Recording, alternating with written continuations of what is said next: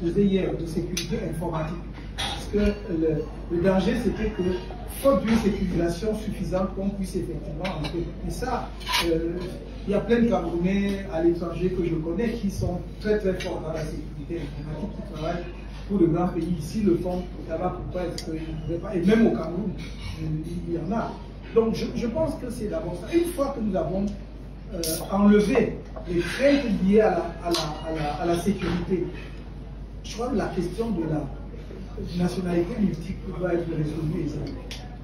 Les autres débats liés à cela et à la participation de la vie politique interne auront lieu.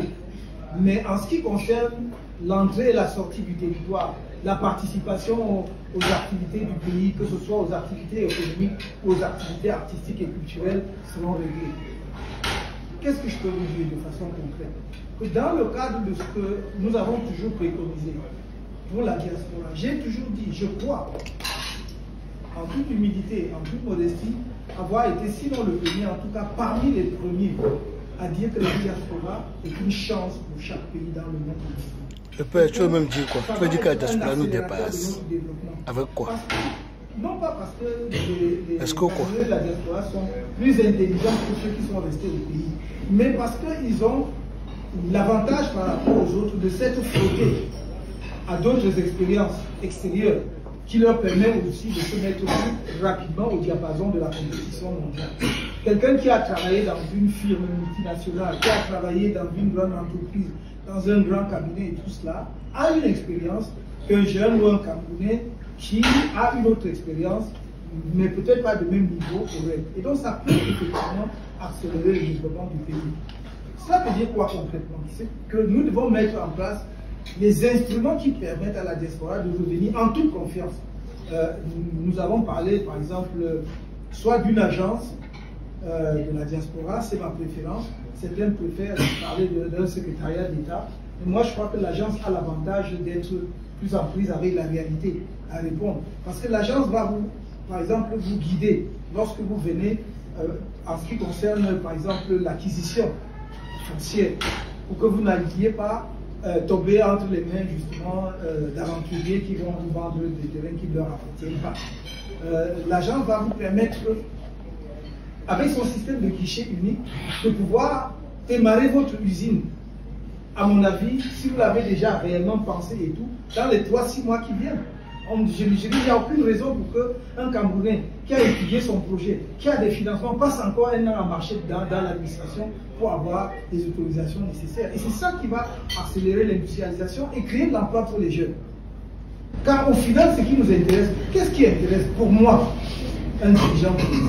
C'est que le secteur privé joue son rôle, gagne de l'argent, mais crée des emplois pour les jeunes et paye les impôts pour s'occuper des questions sociales, c'est-à-dire la santé et l'éducation. Voilà le deal.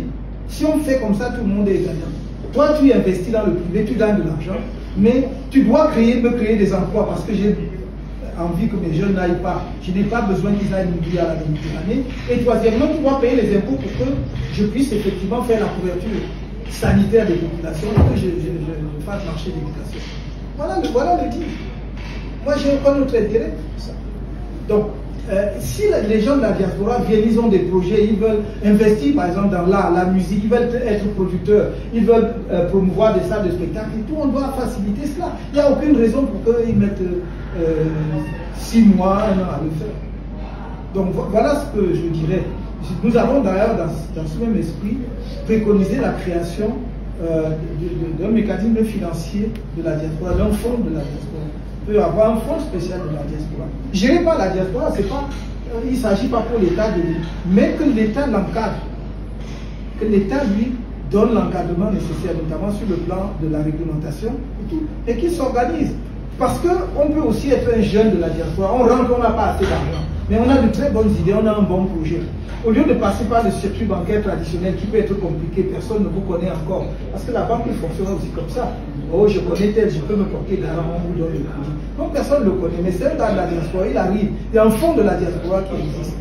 Il peut donc effectivement trouver des financements auprès de ce fonds pour se financer. C'est un nouveau levier, un nouveau mécanisme de financement qui va venir compléter le dispositif existant. Voilà globalement ce que je peux indiquer comme réponse à votre question. Salut la famille des influenceurs, ici l'influenceur 2.0. Alors, ce dimanche 2 mars à Paris, c'est Bienvenue au continent avec les meilleurs humoristes du continent, donc du système solaire mondial. Il y a un père, un grand frère. Peut-être que c'est le futur président du pays, Manono. Hein? Donc, je veux qu'il vous dise un mot pour ce spectacle. Chers amis de la diaspora, le dimanche 2 mars, aux Folies Bergères, ce sera la folie. Personne ne doit manquer. Soyez tous là-bas, présents, pour voir le continent dégagé et voir le Cameroun dont nous rêvons, le Cameroun que nous aimons. Allez voir des humoristes exceptionnels. Je serai avec vous d'esprit. Excellent. Voilà. Je ne dis plus rien. Rendez-vous.